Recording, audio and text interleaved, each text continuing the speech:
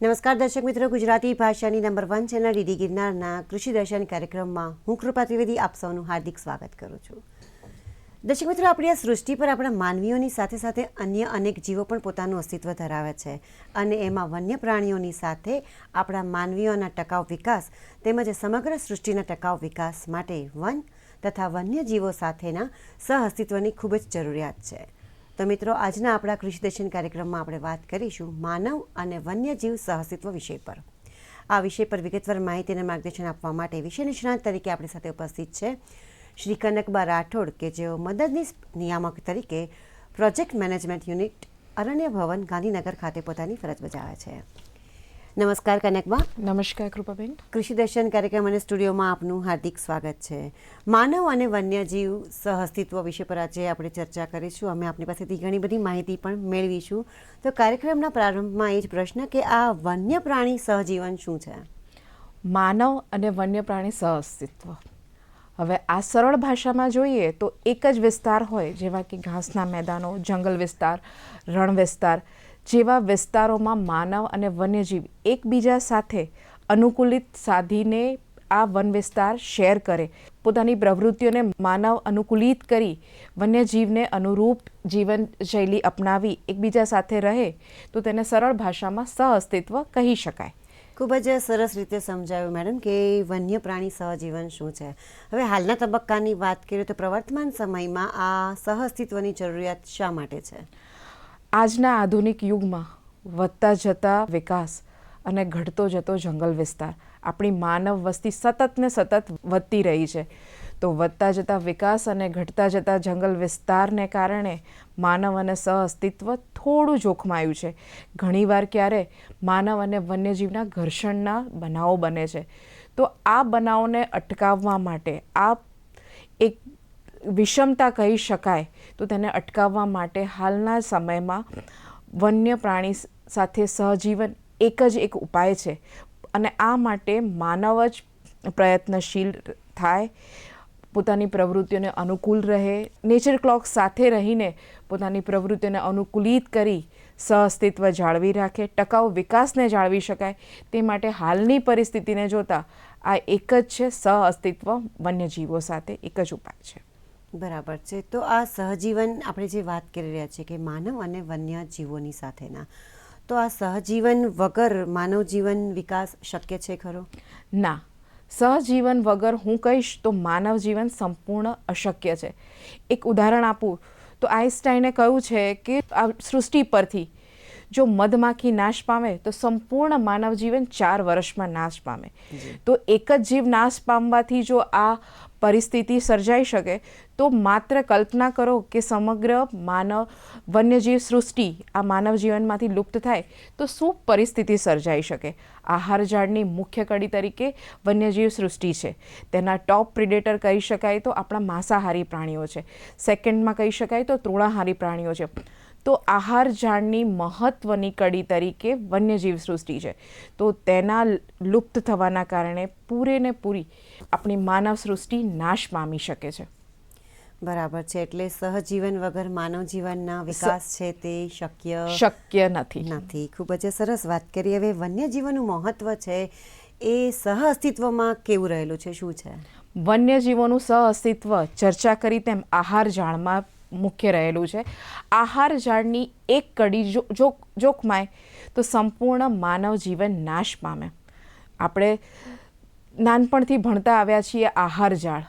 આપણી આહાર ઝાડ છે, આપણી સૌર ઉર્જા છે, તેનો પ્રકાશ સંશ્લેષણની ક્રિયા દ્વારા પ્લાન્ટ ખોરાક બનાવે છે. તેને ગ્રહણ કરે છે તૃણાહારી પ્રાણીઓ, તેને આગળ માંસાહારી પ્રાણીઓ. આમ આ ચક્રને આહાર ઝાડ માનવ જીવન સાથે સંકળાયેલી છે.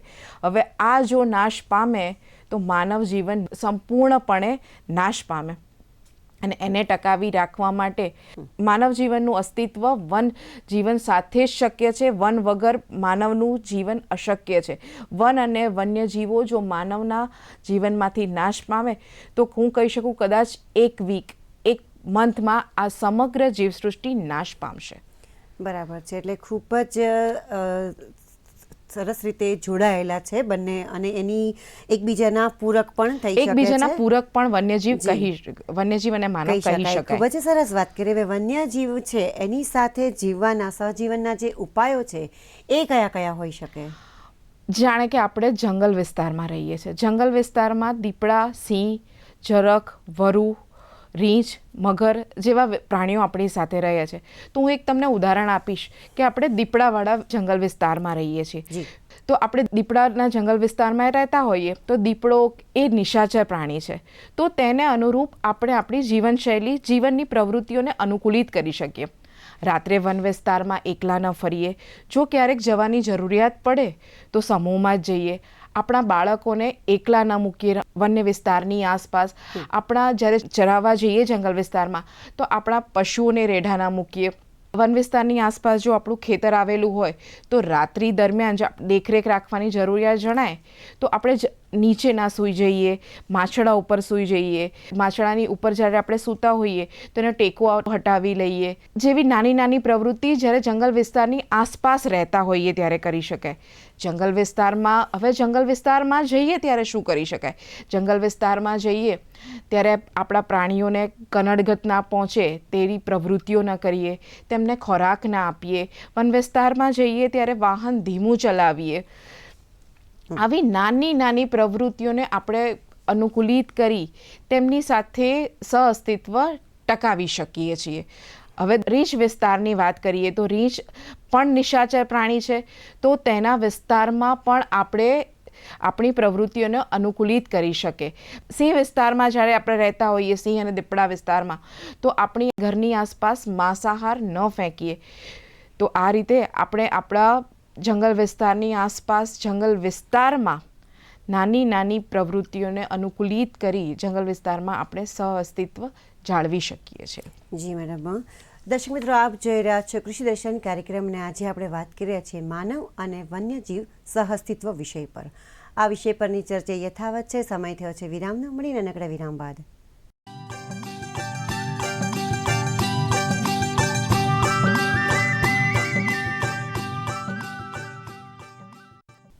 વિરામ બાદ ફરીવાર આપ સૌનું હાર્દિક સ્વાગત છે. આપ જોઈ રહ્યા છો કૃષિ દર્શન કાર્યક્રમ.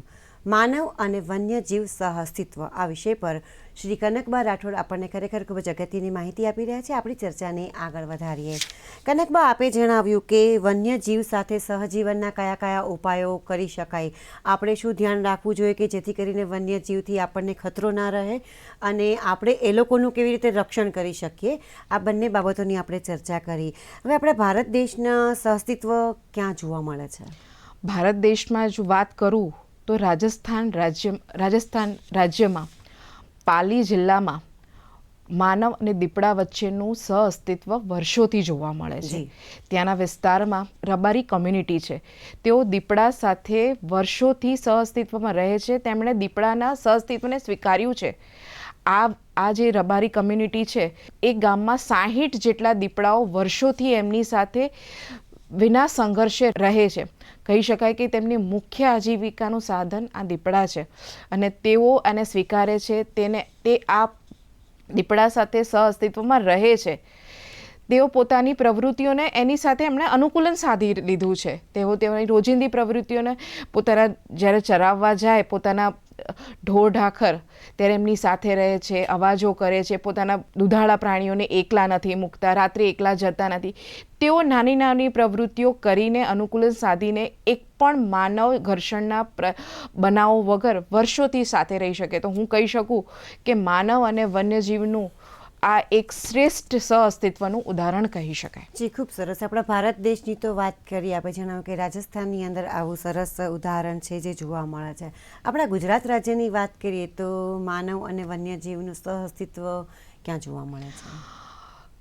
માનવ અને વન્યજીવ સહઅસ્તિત્વનું શ્રેષ્ઠ ઉદાહરણ આપણે લઈ શકીએ સાસણ ગીર. ગીરના વિસ્તારના ગીર એ આપણું ગૌરવ છે અને સિંહ એ પણ આપણું ગૌરવ છે. હવે સિંહ અને માનવને એકબીજા સાથે સહઅસ્તિત્વ આ સૌથી મોટું ઉદાહરણ ગીરના વિસ્તાર છે. ગીરના વિસ્તારમાં માલધારીઓ પોતાના નેસડામાં વર્ષોથી રહે છે. આ સહઅસ્તિત્વને તેઓએ સ્વીકાર્યું છે. અત્યારે તમે જ્યારે એ વિસ્તારમાં જાઓ, વિસ્તારના વ્યક્તિઓને પૂછો કે સિંહને શું તમારા વિસ્તારોથી દૂર કરીએ, શક્ય જ નથી. તેઓ સ્વીકારે છે કે સિંહ એ અમારું ગૌરવ છે, અમે સિંહના વિસ્તારને નહીં છોડીએ, સિંહને નહીં છોડીએ. તો તેમણે આ સહઅસ્તિત્વને સ્વીકારી લીધું છે, આપણા ગૌરવને સ્વીકારી લીધું છે, વન્યજીવ સાથે અનુકૂલન સાધી લીધું છે. તો ગુજરાતમાં હું કહી શકું કે ગીર અને સિંહ તેની સાથે વસતા માલધારીઓ એ સહઅસ્તિત્વનું સૌથી સરસ ઉદાહરણ છે. જી, ગીર તો આપણું ખરેખર ગૌરવ છે, છે. આપણે જણાવ્યું એમ. હવે આ ગુજરાતમાં માનવ અને વન્યજીવનું જે સહજીવન છે એ વધારે સુચારું બને એના માટે વન વિભાગ જે છે એ શું કામગીરી ભજવે છે? માનવ અને વન્યજીવને જોડતી કડી કહી શકાય કે વન વિભાગ. આ જોડતી કડીનું મુખ્ય કાર્ય છે આ બંને વચ્ચે સમન્વય સાધીને આજના સમયમાં તેની વચ્ચે ઘર્ષણ અટકાવી સહઅસ્તિત્વ જાળવી રાખવું. વન વિભાગની પ્રવૃત્તિઓમાં કહી શકે તો આપણે ભાવિ પેઢીને લઈએ તો ભાવિ પેઢીને આ માટે જાગૃત કરવા માટે પ્રકૃતિ શિક્ષણ શિબિર દ્વારા અત્યારે હાલ આપણી ભાવિ પેઢીને તૈયાર કરવાનું કામ વન વિભાગ કરી રહ્યું છે. આની સાથોસાથ વિવિધ પ્રચાર અને પ્રસાર માધ્યમો દ્વારા વન વિભાગ જાગૃતતા ફેલાવવાનું કાર્ય કરે છે. સતત 24/7 83-2000 અથવા 1926 એક નાનકડા ફોન કોલથી વન વિભાગ તમારી સાથે છે. સતત 24 કલાક વન વિભાગના સંરક્ષણ અને સંવર્ધનમાં ખડે પગે છે. આ સાથે વન વિભાગ સતત માનવ અને વન્યજીવ વચ્ચેનું સહઅસ્તિત્વ જાળવવા માટે પ્રયત્નશીલ છે. ખૂબ સરસ કહેવાય મેડમ. આપે જે હેલ્પલાઇન જણાવી કે 1926 અને 1800-2000-2000 આ હેલ્પલાઇન છે, એના ઉપર છે કોઈ પણ વ્યક્તિ છે એ પોતાનો આ વન્યજીવ સાથેના કોઈ સંઘર્ષનો ઘર્ષણનો પ્રશ્ન બન્યો હોય તો સંપર્ક કરી શકે છે. બીજી કઈ હેલ્પ લઈ શકે છે? આ 83-2000 અને 1926 આ હેલ્પલાઇન છે. એમાં માનવ અને વન્યજીવ માટે જો આપની આસપાસ ક્યારે વન્યજીવની હાજરી જણાય, જેવા કે આ માંસાહારી પ્રાણીઓ છે, સિંહ, દીપડા, રીંછ, જરખ, વરુ, મગર, અન્ય પ્રાણીઓની હાજરી જણાય તો તુરંત જ વન વિભાગનો સંપર્ક કરી તમે તેને જાણ કરી શકો છો, જેથી વન વિભાગ તેને રેસ્ક્યુ કરી તેને પુનઃ તેના વન વિસ્તારમાં છોડી અને સંઘર્ષ ટાળી શકે છે. આ સિવાય પણ જો ક્યારે આવો સંઘર્ષનો બનાવ બને તો વન વિભાગ તાત્કાલિક તમારી સહાય કરી શકે છે. તો આ જે છે અમારી ફોરેસ્ટ વિભાગની હેલ્પલાઇન એ બહુ મહત્ત્વનો ભાગ ભજવે છે. જી મેડમ. દર્શક મિત્રો, આપ જોઈ રહ્યા છો કૃષિ દર્શન કાર્યક્રમ અને આજે આપણે વાત કરી રહ્યા છીએ માનવ અને વન્યજીવ સહ અસ્તિત્વ વિષય પર. આ વિષય પરની ચર્ચા યથાવત છે. સમય થયો છે વિરામનો. મળી નાનકડા વિરામ બાદ.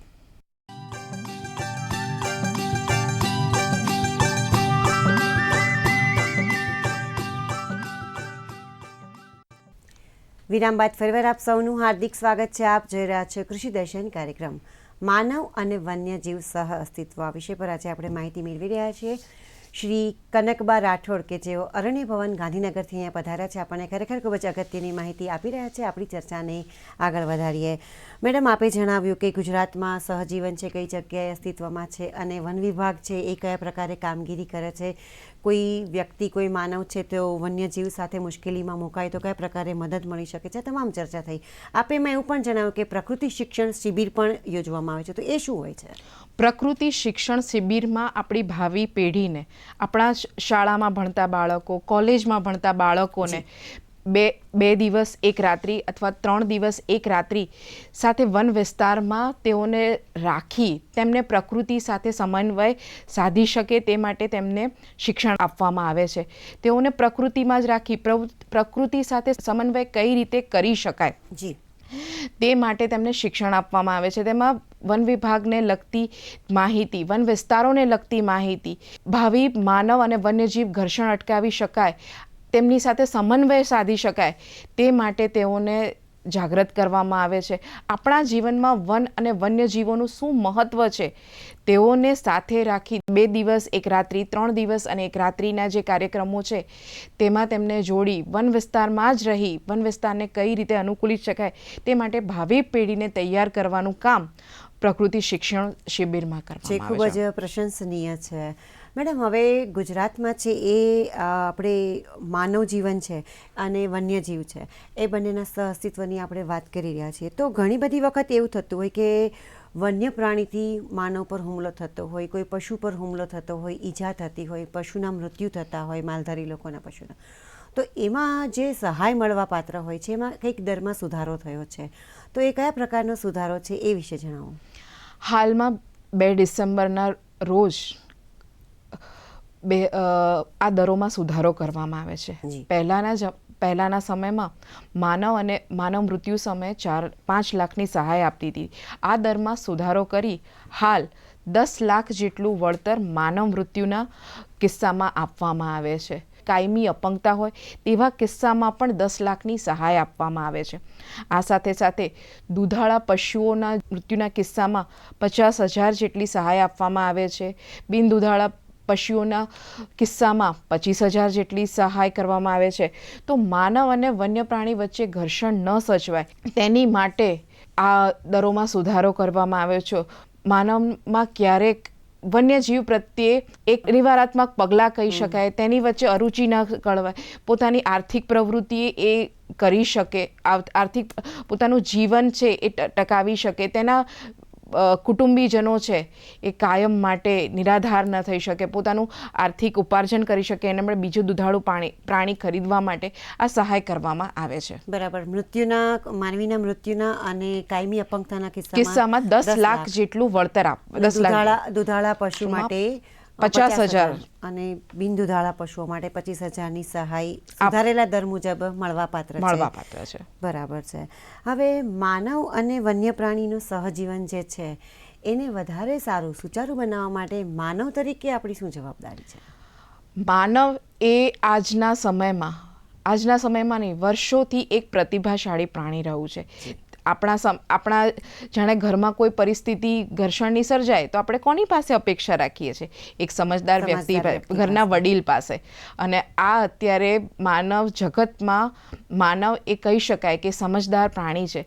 તો આજના બદલાતા વિકાસ સાથે, વધતા જતા વિકાસ સાથે માનવની પાસે જ આ સહઅસ્તિત્વની વધુ અપેક્ષા રાખી શકાય. તો પોતાની પ્રવૃત્તિઓને અનુકૂલિત કરી આ સહઅસ્તિત્વ જાળવી શકાય છે, ઘર્ષણ અટકાવી શકાય છે. તો હું કહી શકીશ કે આપણી માનવ તરીકેની સૌથી મોટી જરૂરિયાત પોતાની પ્રવૃત્તિઓને અનુકૂલિત કરીને આ સહઅસ્તિત્વને ટકાવી રાખવું એ જ છે. બરાબર છે. હવે આધુનિક યુગમાં સહજીવનની અગત્યતાની વાત કરીએ તો શું છે? આધુનિક જીવનમાં આપણી ભાવિ પેઢીને આપણે કંઈક વારસો આપવો પડશે. આપણે જોયું હતું કે પહેલાં નદી છે જે 12 માસ વહેતી હતી. અત્યારે આજના સમયમાં આપણે જોઈએ તો અમુક નદીઓ એ માત્ર ચોમાસામાં વહેતી જોવા મળે છે. કહી શકાય કે આપણે પહેલાં નદીઓમાં પાણી જોયું, હાલ આપણે તળાવમાં પાણી જોઈએ છે, અત્યારે આપણે બોટલમાં પાણી જોયું. તો આપણી શું ભાવિ પેઢીને શું ખોબામાં પાણી આપશું? શક્ય જ નથી. તો આ વિકાસને ટકાવી રાખવા, આ જીવસૃષ્ટિને ટકાવી રાખવા માટે આપણી આધુનિક યુગમાં આ ટકાઉ વિકાસ માટે સહઅસ્તિત્વ એ ખૂબ જ જરૂરિયાત છે. વન્યજીવ અને વનોનું રક્ષણ કરવું એ માનવની જવાબદારી છે. બરાબર છે. મેડમ, આપણે પ્રકૃતિ શિક્ષણ શિબિર વિશે વાત કરી કે ખૂબ જ સરસ કાર્યક્રમો યોજવામાં આવે છે. તો કોઈ વ્યક્તિને આ શિબિરમાં જોડાવવું હોય તો એ કેવી રીતે એમાં ભાગ લઈ શકે? પ્રકૃતિ શિક્ષણ શિબિરમાં જોડાવા માટે જે તે જિલ્લામાં નાયબ વનરક્ષકશ્રીની કચેરી આવેલી હોય છે, ત્યાં તમે સંપર્ક કરી શકો છો. જો તાલુકામાં આપણે કરવો હોય તો રેન્જ ફોરેસ્ટ ઓફિસર છે તેનો સંપર્ક કરી શકો છો, અથવા તો આપ જે 1883-2000 પર દરેકના સંપર્ક નંબર આપેલા છે, દરેક જિલ્લાના અધિકારીઓના, તેના ઉપર દરેકની માહિતી આપી છે, સરનામા આપેલા છે. ત્યાં પણ આપ પોતાના ઈમેલ દ્વારા, પત્ર વ્યવહાર દ્વારા જે તે જિલ્લાના નાયબ વનરક્ષક શ્રી, રેન્જ ફોરેસ્ટ ઓફિસરનો સંપર્ક સાધી શકો છો. આપની આસપાસ નેચર એજ્યુકેશન કેમ્પ આવેલા છે, ઇકો ટુરિઝમ સાઇટ આવેલી છે, ત્યાં પણ આપ રૂબરૂ અથવા પત્ર વ્યવહાર દ્વારા સંપર્ક કરી શકો છો. જી મેડમ, આપણે વાત થઈ કે પશુ દ્વારા માનવીને કંઈ નુકસાન થાય છે કે માનવીના પશુધનને નુકસાન થાય છે, તો જે દર છે સહાયના એ મળવાપાત્ર છે, એ મળે છે. પણ કોઈ વખત એવું બને કે આવા કોઈ અરણ્ય વિસ્તારમાં ગયા, ગીર વિસ્તારમાં ગયા, વન વિભાગમાં ગયા લોકો, અને એના થકી કોઈ પશુને નુકસાન થાય તો એ કિસ્સામાં શું થતું હોય છે? એ કિસ્સામાં વન્ય પ્રાણી અધિનિયમ 1972 અંતર્ગત માનવ પર ક્યારેક ગુનાઓ નોંધાઈ શકે છે. તમારી પ્રવૃત્તિઓના કારણે જો નુકસાન થાય તો જેલ પણ માનવને થઈ શકે છે. ક્યારેક એ સિવિયર કિસ્સામાં બિનજામીનપાત્ર ગુનો છે.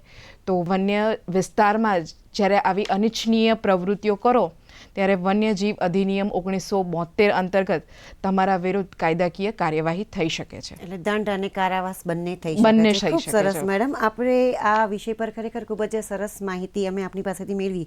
હવે વન વિભાગ દ્વારા આ બાબત માટે કોઈ સંદેશ હોય તો જણાવો. વન્ય અને માનવ જીવ એના ટકાવી રાખવા માટે વન વિભાગ એક કડી અત્યારે હાલ છે. તો વન વિભાગ તરફથી અને એક માનવ તરીકે મારી આપને એક વિનંતી છે કે વન વિસ્તારમાં જાઓ ત્યારે વન વિસ્તારના નિયમોનું પાલન કરો. વન વિસ્તારની આસપાસ આપણે રહેતા હોઈએ તો એને અનુકૂલિત જીવનશૈલી અપનાવીને વન્યજીવ સાથે સંતુલન જાળવી રાખીએ અને આ ટકાઉ વિકાસ માટે આપણી પ્રવૃત્તિઓને રોજિંદી નાની નાની પ્રવૃત્તિઓને અનુકૂલિત કરી શકીએ, જેવા કે પ્લાસ્ટિકનો ઉપયોગ ટાળીએ, પરંપરાગત આપણા જે ઉર્જા સ્ત્રોતો છે તેનો ઉપયોગ કરીએ. આ સાથે આપણી પ્રવૃત્તિઓને નિયંત્રિત કરી આપણે વન વિસ્તાર સાથે સહજીવન સાધી શકાય છે. એમને બિનજરૂરી ખોરાક પણ આપણે આપવાનું ટાળવું જોઈએ. મેડમ, આપ પધાર્યા અને અમારા દર્શક મિત્રોને આ વિષય પર ખરેખર ખૂબ જ અગત્યની માહિતી આપી, માટે આપનો ખૂબ જ આભાર. ખૂબ ખૂબ આભાર આપનો. Thank you. દર્શક મિત્રો, આજે આપણે માનવ અને વન્યજીવ સહઅસ્તિત્વ આ વિષય પર શ્રી કનકબા રાઠોડ પાસેથી ખરેખર ખૂબ જ અગત્યની માહિતી મેળવી. અમને આશા છે આ માહિતી આપને ખૂબ જ ઉપયોગી થઈ રહેશે અને આ માહિતી થકી આપણે આપણા વન્યજીવો સાથે વધુ મજબૂતીથી સહજીવનને આગળ વધારીએ એવી શુભકામનાઓ સાથે રજા લઈએ. ફરીથી મળીશું કૃષિ દર્શનના નવા કાર્યક્રમમાં નવા વિષય સાથે. ત્યાં સુધી આપ જ્યાં પણ રહો, સુખી, સફળ અને સ્વસ્થ રહો એવી શુભકામનાઓ સાથે. નમસ્કાર.